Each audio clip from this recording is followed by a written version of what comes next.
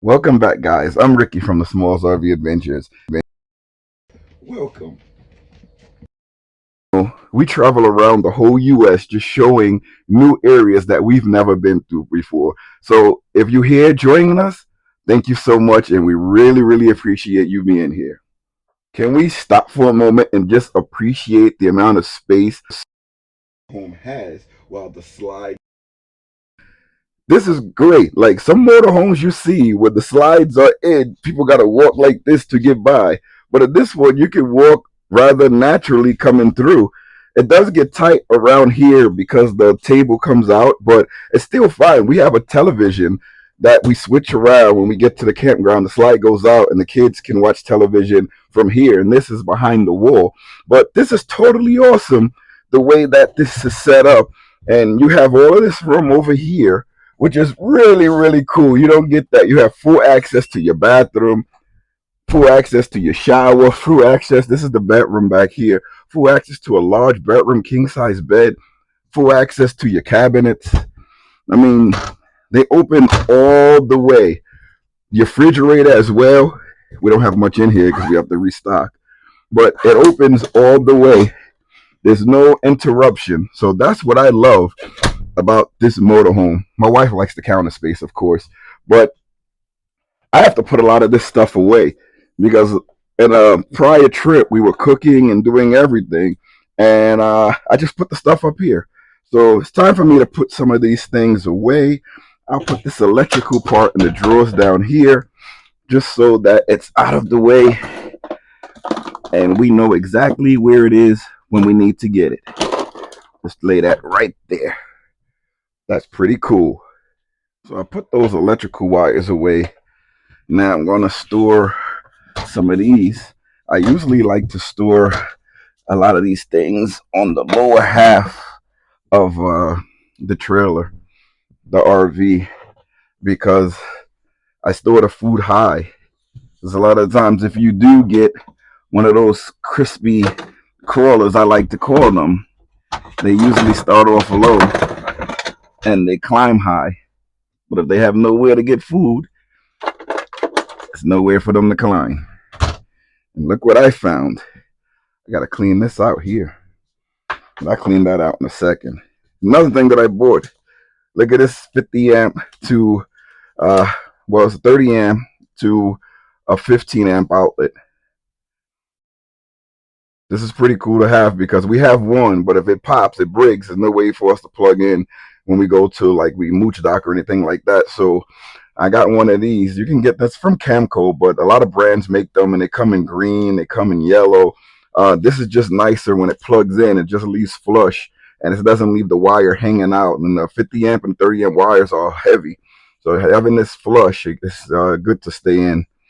So let me clean this up real quick. I'll tell you one thing. Staying in a motorhome, everything clear and clean. And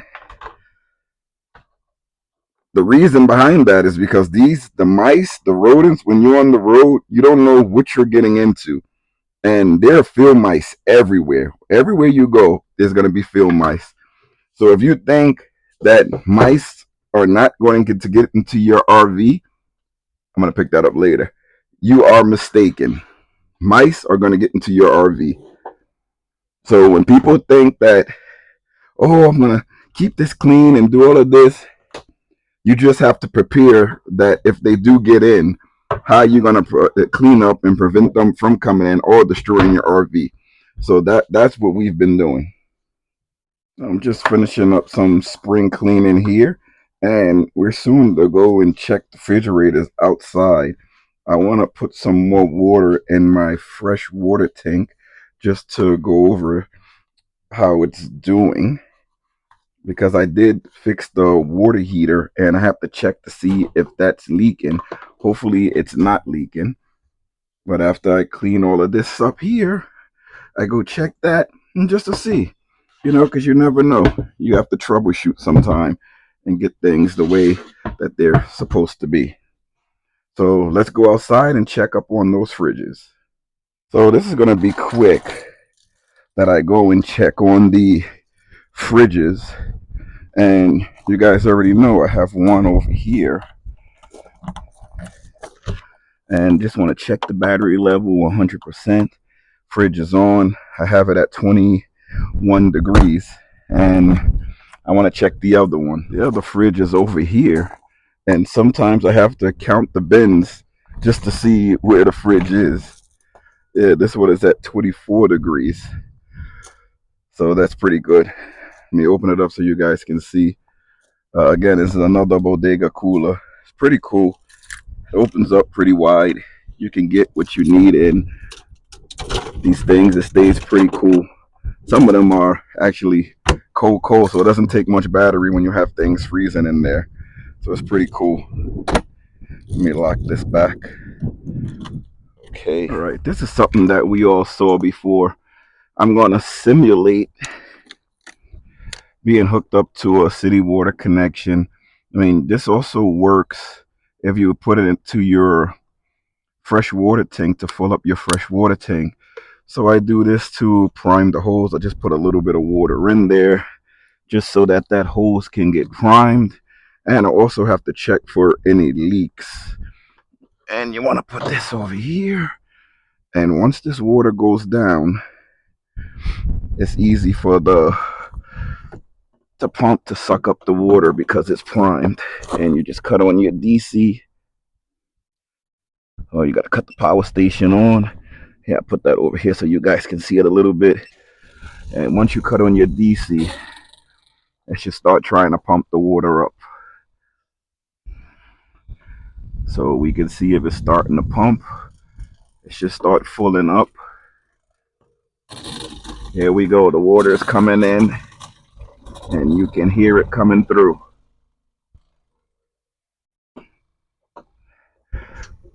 Sometimes this thing acts a little bit tough to get the water in, but you'll see that it's pulling. Sometimes you can hear it better. And I like to look at it too, just to see if the effectiveness. Sometimes you got to tighten this thing up. Sometimes this is not tight enough. You got to tighten that up. And I got a little weight on here. Come on, baby, get in there. And sometimes you just got to maneuver with it for it to start sucking. These things are so finicky sometimes. So we'll let that push through. And usually when the line fills up, the pump will shut off. So this is how that works. And I'll step back a little bit so you guys can see the system here. Right, so I just jimmy rigged this thing here. I put a 3/4, a 1/4-inch pipe with what is this? A decreaser adapter. This is a 3/4 going into a 1/2 inch. And that's the way I can stop any leaks, and I can minimize the vibration coming off of this. Still little vibration, but not as much. And it's pulling about 72 watts, getting the water out of the tank here. So it's not too bad.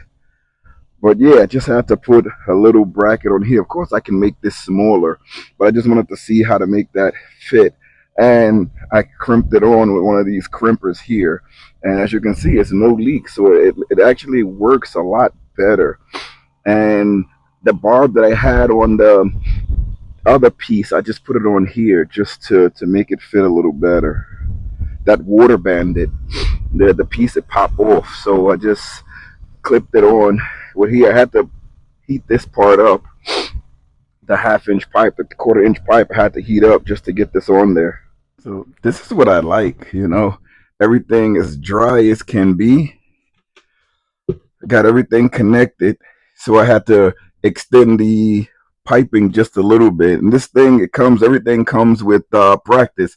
So I like practicing outside of the RV. So when I get inside the RV, you know, I can do a lot of things. So what I did, again, as I explained before, is I had a 1/4 inch pipe, and I needed to extend it, the pump from where it goes into the RV because of the vibration. I'm scared that I may dislodge something. So I extended the pipe just to eliminate a lot of the vibration.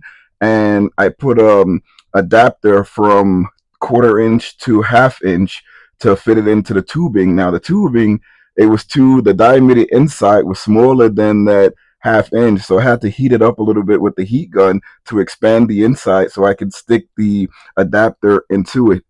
So that's what I did. And then I cut on the water pump just to refill the water heater. And we're not hooked up to a city water connection. I just did that to refill the lines and to see if I can put water in that hot water tank.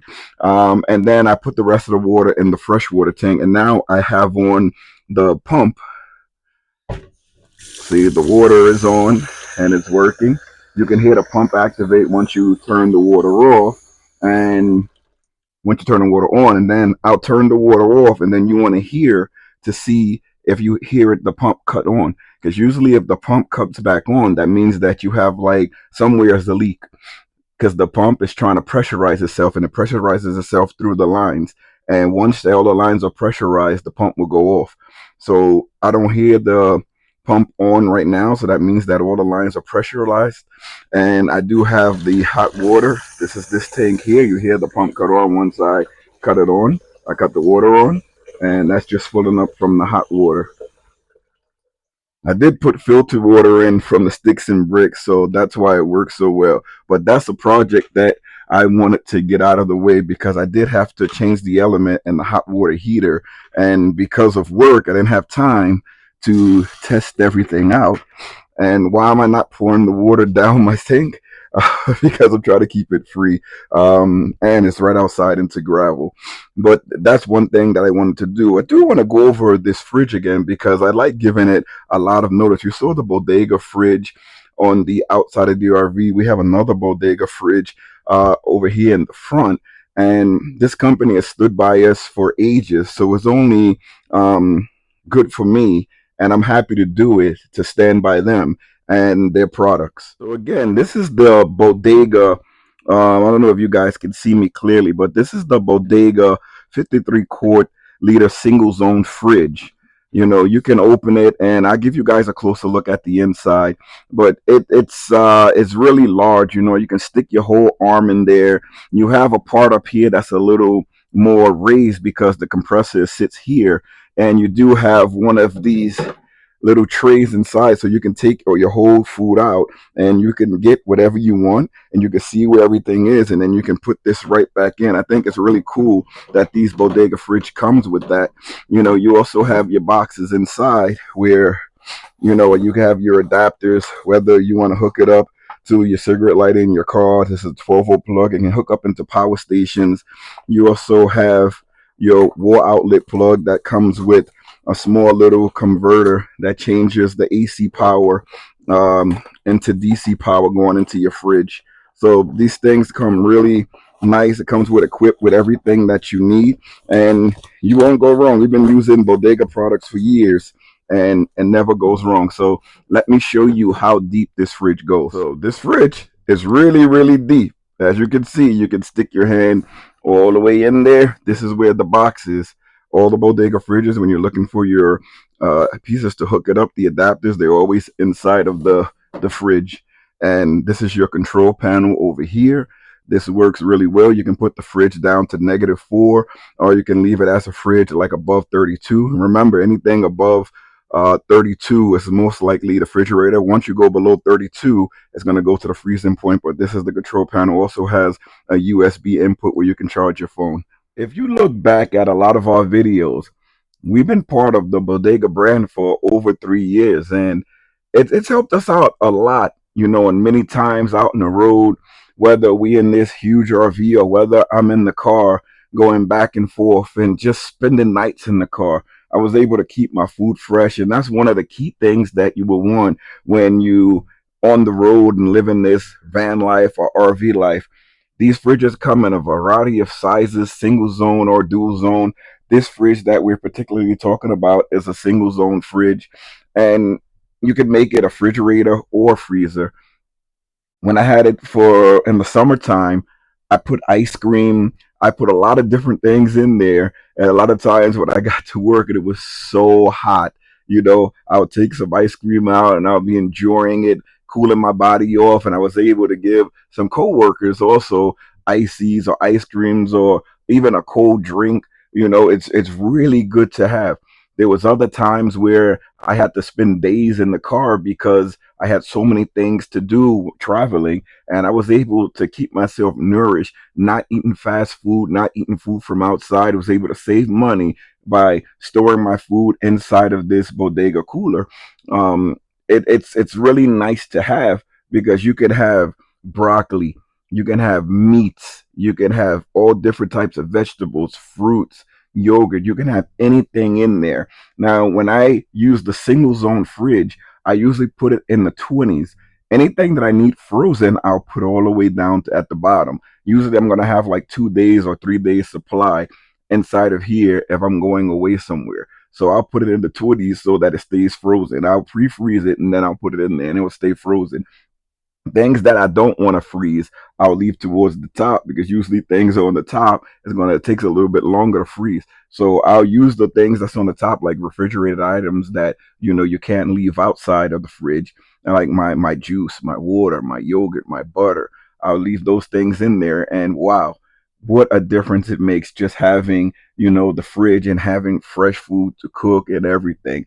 Not only just having the fridge, but having all the other little camping hacks, when you're in the car, and you could just survive staying in your car for days and just eating like you were home. It's something remarkable. And like van life and RV life has come a long way just with the invention of these fridges. I mean, it's great. You have a lot of other brands that's out there, and I'm not saying that they're the best or the other brands are the best. This is the brand that we use, and I can stand behind it and tell you, this is trustworthy. A lot of YouTubers, when you're watching them, if they show a brand over and over and over again on their channel, you can trust that that brand is really good. Usually, if you don't see the brand a lot through other people's channels, then maybe something fishy about that brand.